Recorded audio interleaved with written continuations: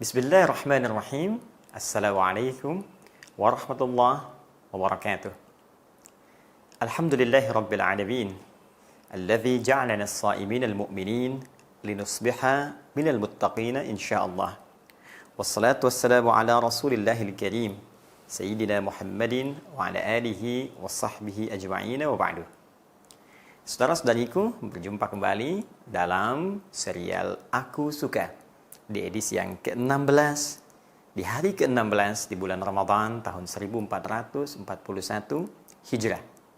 Masya Allah, tak terasa kita telah masuki pertengahan menuju akhir puncak Ramadan di tahun ini, dan tentunya ini semakin menambah motivasi kita untuk sungguh-sungguh dalam beramal saleh, sekaligus memanfaatkan momentum ini untuk bermohon kepada Allah Subhanahu wa taala, tidak sekedar kita minta Allah mengampuni dosa-dosa kita, menyayangi kita, tapi juga memohon agar seluruh amalan kita diterima oleh Allah Subhanahu wa taala, khususnya sampai detik Ramadan di hari ke-16 ini.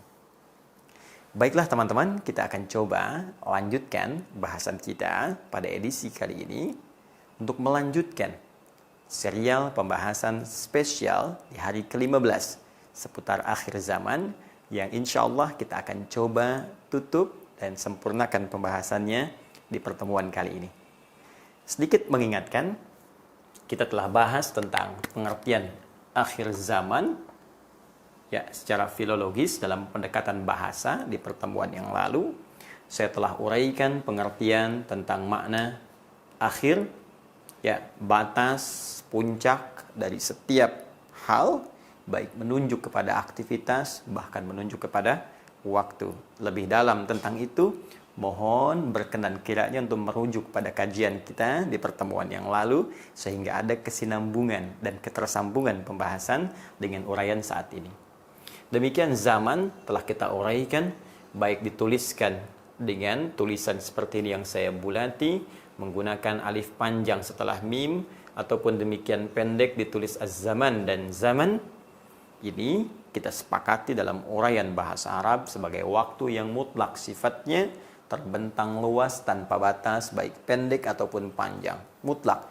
Dan ini pun ditemukan pengertiannya dalam hadis Rasulullah SAW dari sahabat Abi Bakrah yang telah tuntas juga kemarin saya uraikan.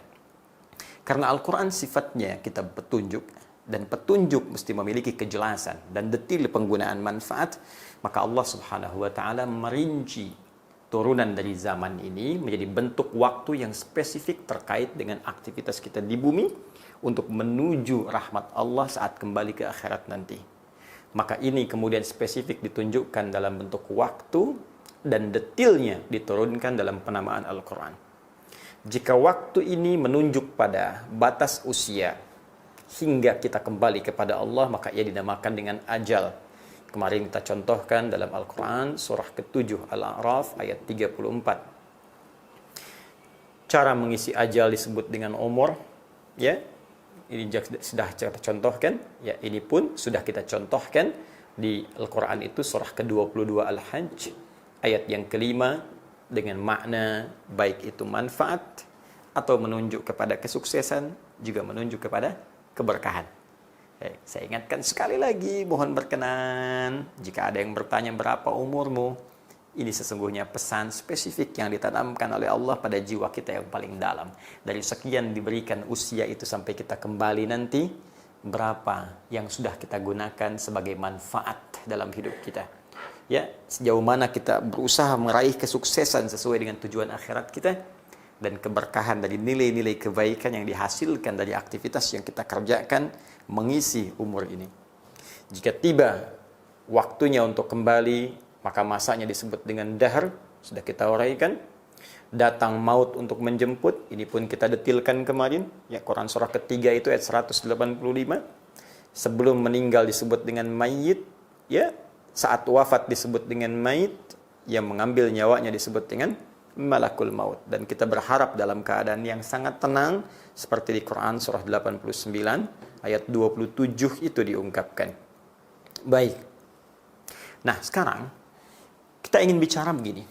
Ya Allah, sebelum tiba akhir zaman, berakhirnya masa saya beraktivitas di bumi ini untuk kembali kepadamu. Bagaimana caranya saya mengisi waktu ini agar mengandung nilai-nilai manfaat yang disebutkan di sini. Bermanfaat, baik, sukses. Adakah kiranya ya Allah Engkau berkenan memberikan nama spesifik waktu yang akan mengiringi aktivitas saya untuk mendapatkan semua nilai kebaikan yang tadi Engkau isyaratkan? Apa nama waktunya? Yang paling dahsyat, Al-Quran pun bahkan sampai merinci ke nama waktunya dan menjelaskan dari waktu yang diberikan ini, gunakan hal-hal berikut ini supaya waktu yang aku berikan, kata Allah, punya nilai dalam kehidupan yang kau lalui. Maka turunlah kemudian surah yang ke-103. Quran surah 103 memberikan langsung nama waktunya, disebut dengan Al-Asr. Allahu Akbar. Wal asr, Allah berfirman, bahkan menggunakan sumpah, wawunya qasam. Qasam bermakna sumpah. Ya, Allah itu tak bersumpah pun pasti serius. Pasti benar. Pasti nyata. Nah, karena itu ada rumus dalam tafsir. Kalau kemudian satu ayat Al-Quran dibuka dengan kalimat sumpah, sampai-sampai Allah harus bersumpah, ini menunjukkan bahwa informasi yang disampaikan sangat luar biasa pentingnya dan tidak memberikan celah kepada kita untuk mengabaikannya. Ya, seakan-akan di sini ada kesan nih, manusia ini bisa lalai. Ya, manusia bisa mengabaikannya, maka ditegaskan dengan sumpah supaya kita merasa lebih serius untuk menyikapi ayat dan informasi yang disampaikan. Nah, hanya persoalannya, apa itu asr? Secara bahasa, asr termasuk bagian dari waktu.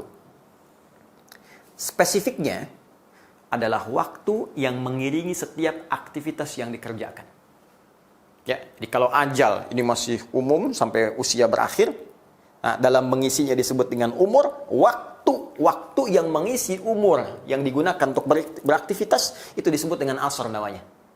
Nah, jadi 24 jam itu setiap detiknya itu asr. Ya, dari bangun tidur sampai tidur lagi, sekarang pun asar. Ya, sekarang asar. Jadi sore itu bukan asar bahasa Arabnya. Sore itu masa al-khair. Selamat sore, semoga sore ini kita dalam kebaikan. Tapi waktunya yang kita lalui disebut asrun. Ya, kalau spesifik dikatakan, ini modal. Modal waktu. Ya, modal bentuknya waktu yang diberikan oleh Allah kepada kita untuk meniti aktivitas dalam rangka mengumpulkan sifat-sifat umur ini untuk mengisi usia kita. Ini modalnya. Ya. Jadi kita seakan berniaga menggunakan waktu ini. Ayo gunakan sampai tiba ajal. Ya, dan isi ini untuk meraih makna ini. Cuma teman-teman sekalian, yang penting kita sadari adalah bagaimana memanfaatkan modal ini, karena ada orang diberikan modal kadang-kadang nggak sukses. Coba ilustrasinya begini. Ada orang diberikan 24 juta nih. Ya, mohon maaf. Silakan gunakan. Kalau dia balik cuma bawa 12 juta, berarti rugi kan 12 juta? Balik cuma bawa 20 juta, berarti rugi 4 juta kan? Ya, harusnya kan kita untung kan? Dia beri modal 24 juta, dapat keuntungan sekian. Misalnya 30 juta. Ya, dikurangi modal 24, untung 6 juta. Itu baru sukses. Nah, sekarang kata Allah, saya berikan modal waktu yang mengiringi aktivitasmu, kamu mesti sukses. Gunakan untuk beraktivitas. Yang paling dahsyat ketika Allah menunjuk manusia yang beraktivitas pun, itu langsung disandingkan dengan kalimat yang sangat spesifik diksinya. Ya, mungkin tidak banyak orang mengetahui kalau di dalam Al-Quran, nama manusia itu, manusia, setidaknya ia memiliki 5 nama. Ya, ada berapa? 5 nama, setidaknya, secara umum. 1, jika menunjuk kepada nafsunya, ya, yang terkumpul di situ nafsu dan takwa, maka ia disebut dengan bashar namanya. Bashar. Qul innama ana basyarum mithlukum. Demikian setiap Jumat kita baca Al-Kahf itu di penghujung ayatnya, bashar disebutkan 35 kali dalam Al-Quran. Makhluk nyata, berkulit halus, punya nafsu. Jika disebutkan sifat tampaknya yang beda dengan jin, jin tak tampak, manusia tampak. Dan kelembutannya, ramahnya, maka disebut al-ins namanya. Ya, lawan langsung dari kata jin. Karena itu setiap disebut kalimat ins, seringkali jinnya muncul. Ya ma'syaral jinni wal ins, wa ma khalaqtul jinna wal ins. Disebutkan pasangan ini 18 kali dalam Al-Quran. Ketiga, kadang disebutkan dengan asal turunannya. Ya, secara genealogis kembali kepada Adam alaihissalam. Maka disebut Bani Adam, anak turunan Adam alaihissalam. Ini disebutkan setidaknya 7 kali dalam Al-Quran. Ya Bani Adam khudhu zinatakum inda kulli masjid. Baik, seperti di Quran surah ke-7 Al-A'raf itu. Kemudian yang keempat, ada sifat sosialnya untuk menunjuk manusia nggak bisa hidup sendirian. Jadi sepanjang hidup itu nggak bisa sendiri. Bahkan wafat pun butuh orang lain. Kan kemarin saya sampaikan, sekaya-kayanya orang nggak bisa ngubur sendiri-sendiri. Sekaya-kayanya dan sehebat-hebatnya orang nggak bisa menguburkan diri sendiri. Dan dia masih butuh orang lain. Ya, karena itu disebut dengan fungsinya nas. Karena butuhnya banyak kepada orang, maka kalimat ini paling banyak disebutkan dalam Al-Quran, yaitu 241 kali. Bahkan langsung spesifik surahnya, surah yang ke-114. Surah paling favorit dibaca dalam tarawih plus witirnya. Qul a'udzu birabbin nas. Yang kelima, ini yang paling menarik. Jika disebutkan nama manusia terkait dengan aktivitasnya, yang ia mesti kerjakan secara total, totalitas aktivitas dari bangun tidur sampai tidur lagi, maka namanya berubah menjadi Al-Insan. Insan, ya. Al-Insan, bahkan ada nanti surahnya, surah ke-76, surah Al-Insan disebutkan setidaknya Al-Insan 65 kali dalam Al-Quran. Sekarang perhatikan begitu indahnya diksi Al-Quran. Sekali lagi ini menegaskan bahwa Al-Quran bukan karya manusia. Al-Quran bukan buatan makhluk. Al-Quran firman Allah. Firman Allah. Kalau bukan firman Allah, mustahil bisa sedetil ini. Mustahil diksinya sempurna. Al-Quran bukan makhluk. Al-Quran sekali lagi bukan makhluk. Firman Allah subhanahu wa ta'ala yang bukan terkait dengan karya manusia. Sekarang lihat. Wal asr. Sumpah.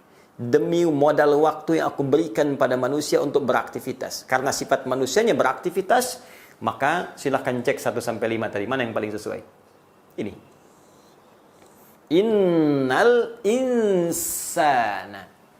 Nah, karena itu cara menerjemahkannya, sungguh, kata Allah, inna harfu taukidin wa nasbin tansibul isma wa tarfa'ul khabara mabniyun alal fathi la mahalla lahu minal i'rabi. Ya, dalam ilmu i'rab, gramatikal bahasa Arab, demikian. Inna itu huruf taukid, huruf penguat, nasab, tancapkan. Kalau di ilmu loghah itu begini. Kalau bukan i'rab ya, ilmu fikih loghahnya, nasaba itu menancapkan sesuatu dengan kuat. Ya, nasaba rajulu asahu alal ardi. Seorang lelaki menancapkan tongkatnya ke bumi dengan kuat sehingga nggak goyang. Begini itu nasab. Ya, taukid menguatkan. Jadi kalau kita ingin terjemahkan inna, ya, kita katakan Allah menyampaikan pesan sungguh, tancapkan dalam jiwamu yang paling dalam. Jangan goyah. Kuatkan. Ya, innal insana, sungguh setiap manusia yang beraktivitas itu lafi khusr. Dia berpotensi mengalami kerugian. Rugi. Apa yang rugi? Dikasih 24 jam oleh Allah modal waktu beraktivitas, tapi modal nggak dipakai untuk beraktivitas yang menghasilkan makna umur. Tuh. Ini nggak ada nilainya. Manfaat nggak ada. Dikasih 24 jam. Ya, 3 jamnya gibah. 30 menit bikin hoax. 1 jam berselisih. Hah? Ada yang menipu, ada yang macam-macam, ada yang ribut dan sebagainya. Dikasih ujian, ya, masih berbuat maksiat juga. La haula wala quwwata illa billah. Rugi. Maka hidup kita mesti punya arti. Hidup kita harus punya nilai. Karena itu kita bertanya, ya Allah, bagaimana cara saya mengisi modal waktu ini supaya saya beruntung, bebas dari kerugian dan punya makna umur. Maka oleh Allah diberikan kemudian langsung penjelasannya tanpa kita meminta terlebih dahulu. Ya, illalladzina amanu. Ya. Kata Allah, kalian bisa terbebas dari jenis-jenis kerugian ini.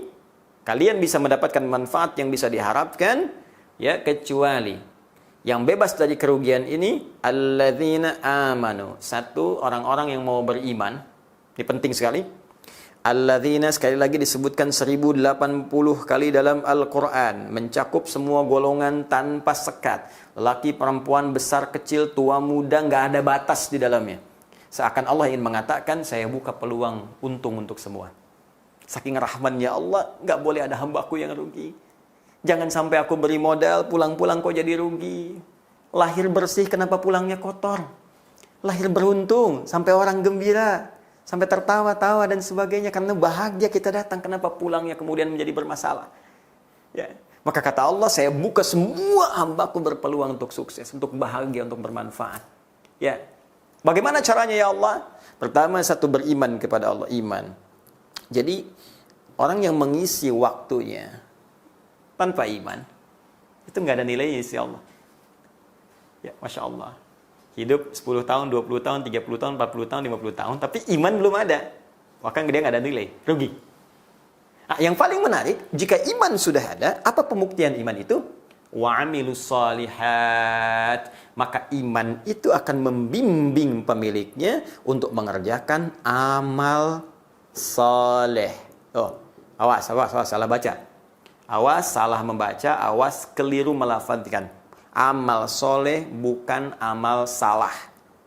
Ya, jadi orang beriman itu tipikalnya, iman yang ada dalam jiwanya, itu akan memberikan sinyal kepada seluruh anggota tubuhnya untuk mengerjakan jenis-jenis kebaikan. Nah, soleh itu artinya kebaikan yang diridhai oleh Allah.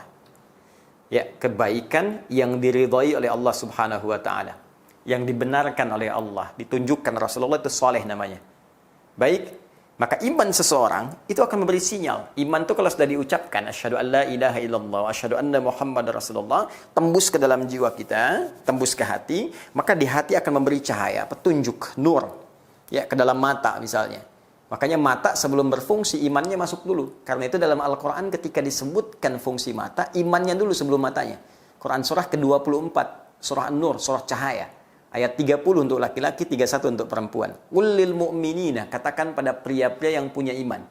Ayat 31 aja, wa qul mu'minati, katakan pada perempuan-perempuan yang punya iman. Yaghuddu min absarihim, ayat 30, yaghuddna min absarihinna, ayat ke-31-nya. Ya kata Allah, kalau dia punya iman, sudah barang tentu, sudah pasti, kata Allah, imannya akan membimbing mata melihat yang baik saja. Tak baik, dia akan palingkan. Kelisan, turun. Ya ayyuhalladzina amanu, Quran surah ke-49 ayat 11 sampai 12. La yaskhar qaumin qaum. Hei orang-orang beriman, imanmu akan membimbing kepada lisanmu untuk mengatakan yang baik. Hindari saling mencela. La yaghtab ba'dukum ba'da. Jangan bikin hoax, jangan gosip, ya, jangan berselisih dan seterusnya sampai ke ujung kaki.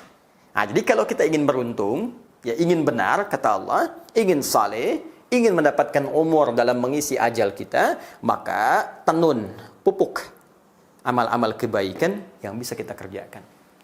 Nah, karena itu saya sering sampaikan begini, kalau kita berbuat soleh bisa, kenapa mesti melakukan yang salah?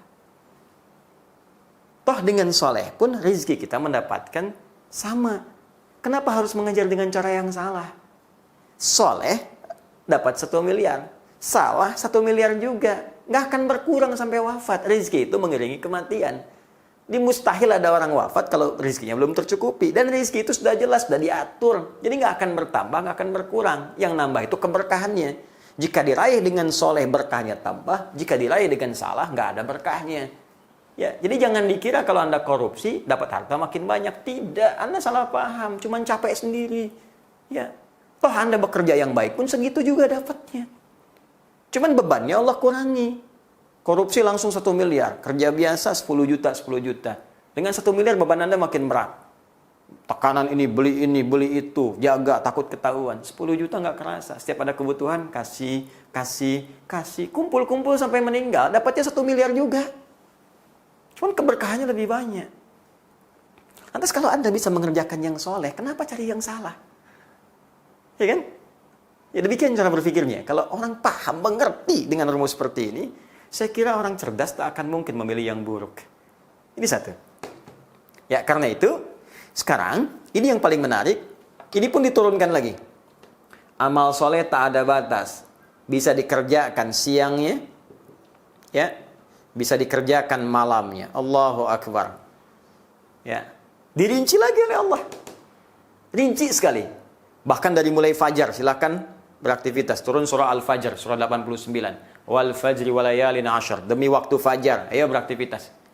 Ya, mulai beraktivitas, datang duha, muncul surah Ad-Duha. Wad-duha wal laili idza saja. Terus sampai ke malam, lail. Ada surat Al-Lail. Coba lihat. Ya, bahkan rinci kalau Anda buka misalnya di An-Naba, Quran surah ke berapa An-Naba? 78 ayat 10 sampai 11. Ya. Wa ja'alna al-laila libasa wa ja'alna an-nahara masya Allah, bahkan atur spesifik. Silahkan amal soleh. Kalau bekerja passionnya ambil untuk siang. Silahkan bekerja sesuai passion masing-masing. Anda siapa? Anda di birokrasi, silahkan jadi birokrat. Ya, Anda di diplomasi, silahkan jadi diplomat. Anda pebisnis, silahkan. Pengusaha, silahkan, tak ada masalah. Pedagang, ada yang guru, pengajar, ustadz, dosen, silahkan. Passion sepanjang dengan itu, bakat Anda ada di situ, Anda bisa menempuh nilai-nilai kesolehan. Supaya nggak rugi. Ya, mumpung jadi pejabat, bikin kebijakan-kebijakan yang soleh. Sebab kalau jabatan sudah hilang, peluang itu hilang lagi. Mumpung sekarang harta banyak dititipkan, cari yang soleh-soleh. Makanya diberi peluang nih cara berbuat soleh dengan harta seperti ini. Ada sedekah, ada infak, ada zakat, ya, dan seterusnya. Mumpung masih ada ilmu, ayo mengajar dengan baik. Dengan cara yang soleh. Ya, jangan sampai ngajar hanya untuk dapat, misalnya, balasan, ya, pujian, cari jawaan, materi dunia dan sebagainya. Ukur supaya benar dalam pandangan Allah Subhanahu wa taala. Baik, siang gunakan untuk bekerja, malam gunakan untuk istirahat. Buka lagi Quran surah ke-30, detil sekali. Perhatikan waktunya. Kita kan bicara zaman sekarang. Sampai detil diukur, malam buat istirahat. Wa min ayatihi, kata Allah, di antara tanda-tanda kebenaran Allah, kebesaran Allah Subhanahu wa taala, menjadikan malam untuk istirahat. Mana mukum billaili wan nahar. Siang boleh sedikit untuk tidur siang. Ya. Tapi atofnya di situ bisa ditukar. Artinya ada orang memang kerjanya siang, malamnya istirahat, seperti nelayan misalnya. Ya, yang penting ada keseimbangan, karena semakin Anda ambil waktu malam ke siang, maka maaf, konsekuensinya bisa ngantuk berlebihan. Ya, mengambil waktu malam ke siang maksudnya apa? Pekerjaan Anda ditambah sampai ke atas, begadang. Ya, begadang. Tapi ada perlunya misalnya. Tapi konsekuensinya besok dapat ngantuk, kecuali begadang yang tidak ada perlunya. Ya, maka yang seperti itu sebaiknya ditinggalkan. Ya, kan rumusnya gampang. Begadang jangan begadang, ya, kecuali ada perlunya. Ya, baik, sudah. Sekarang kita kesini dulu. Ini kita kerjakan selama hidup. Bahkan langsung dijelaskan kurikulumnya. Ya, cuman 3 kok. Ibadah, muamalah, akhlak. Ini saja.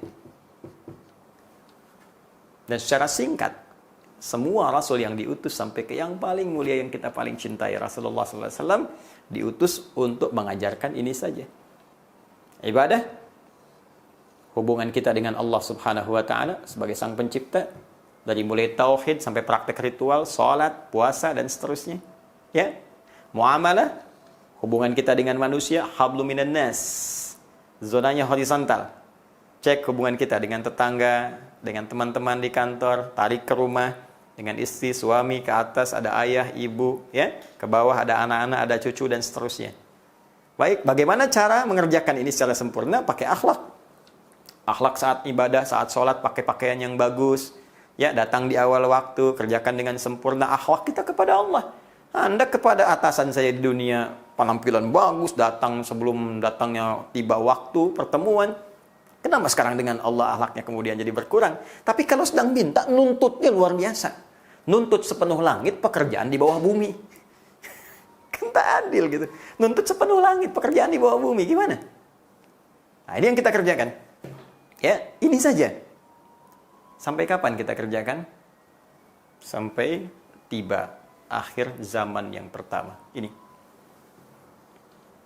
Apa tanda akhir zaman yang pertama? Tanda yang pertama disebutkan di Quran, surah ke-63 ayat 10. Lihat kalau Anda detil. Aktivitas di sini 78 ayat 10, ayat 11. Tanda pertama pun dimulai dari ayat ke-10-nya. Nih, Allah kasih contoh untuk yang beribadah dengan harta.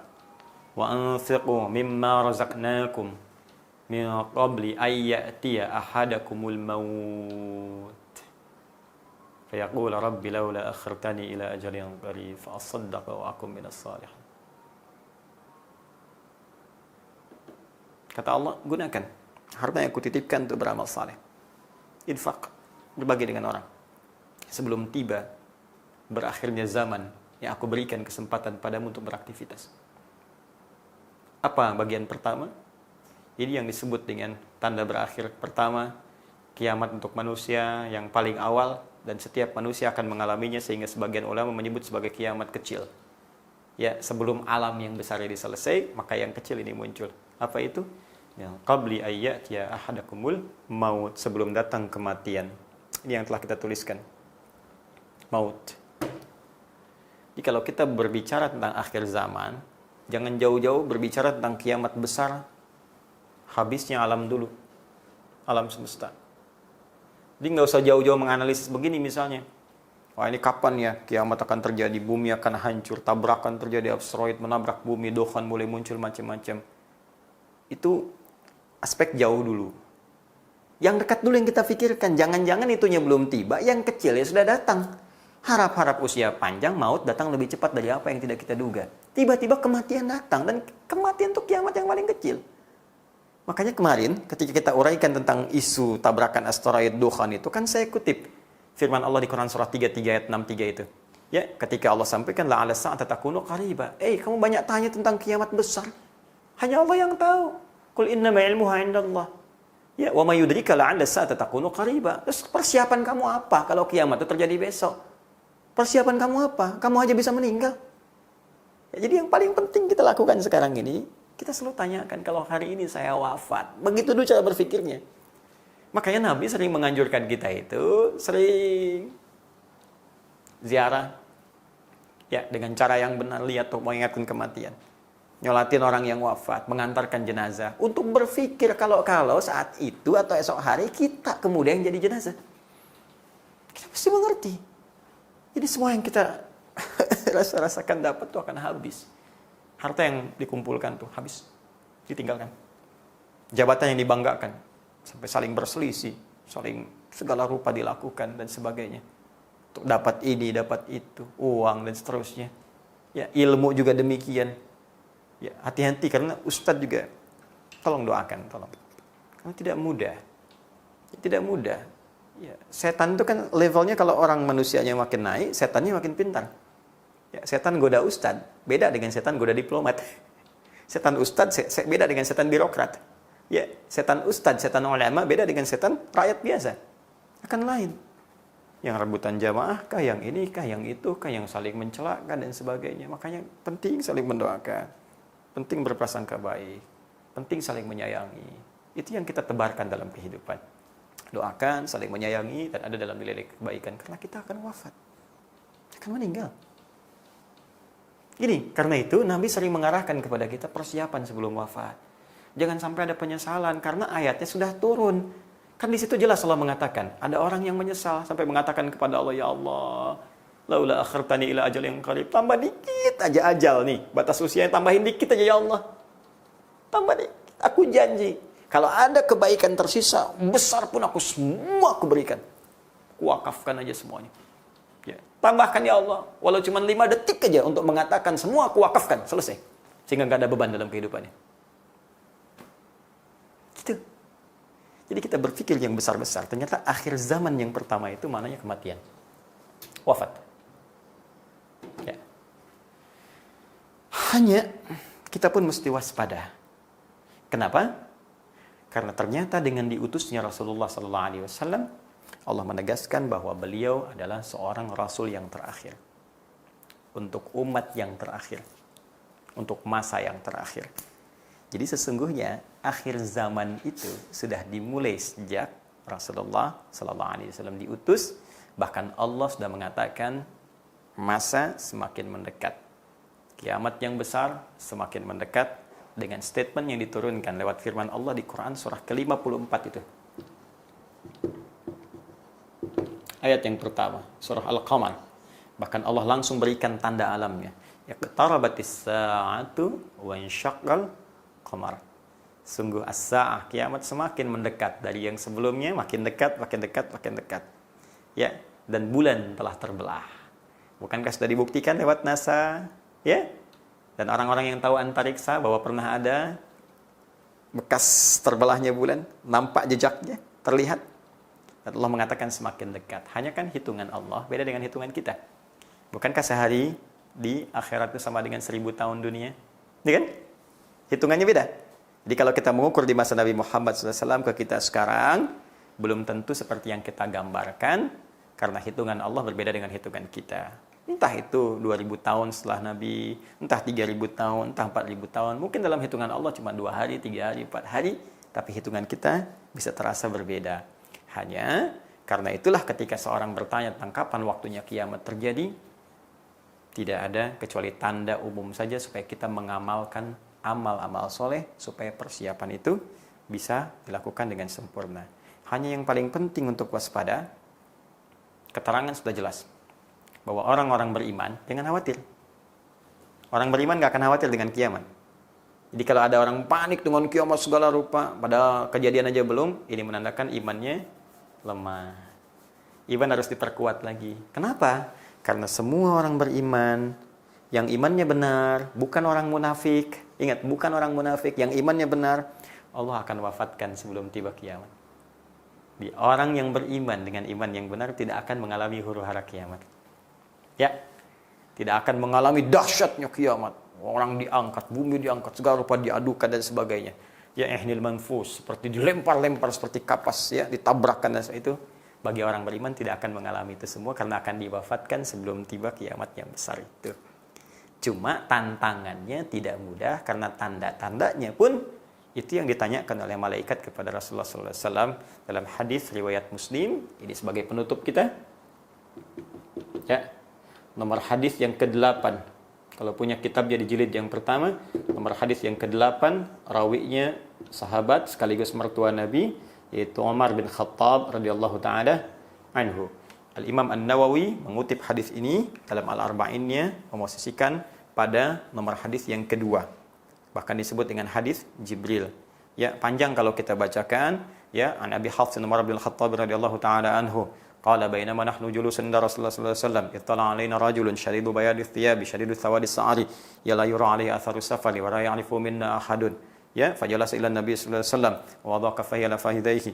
Ya, kemudian wada'a fakhidayhi ala fakhidayhi wa wada'a kaffayhi ala fakhidayhi faqala, ya, wa wada'a rukbatayhi ala rukbatayhi. Kemudian wada'a kaffayhi ala fakhidayhi faqala ya Muhammadin akhbirni anil Islam. Dijawab oleh Nabi akhbirni anil iman. Dijawab oleh Nabi akhbirni anil ihsan. Terakhir dia bertanya matas sa'ah, kapan kiamat terjadi? Dijawab oleh Nabi, mal mas'ulu anha bi'a'lama minas sa'il. Yang ditanya tidak lebih tahu daripada yang bertanya. Kemudian bertanya lagi, terangkan kepadaku tanda-tandanya. Jadi kalau tanda ini sudah ada, itu artinya semakin mendekat. Cuma ukuran dekatnya kita pun belum tahu. Hanya semakin waspada. Kenapa? Karena ketika kiamat akan mulai mendekat, fitnahnya bertambah, ujiannya tidak seperti biasa. Makin banyak ujian yang bisa menggoyahkan iman. Disitulah kita penting menjaga iman kita sampai wafat sebelum kiamat tiba. Itu maksudnya. Jadi jangan sampai nanti kalaupun meninggal kiamat belum tiba, meninggalnya dalam keadaan nggak ada iman. Karena Nabi pernah mengatakan kalau ujian semakin tinggi, ada orang paginya beriman, sorenya kafir.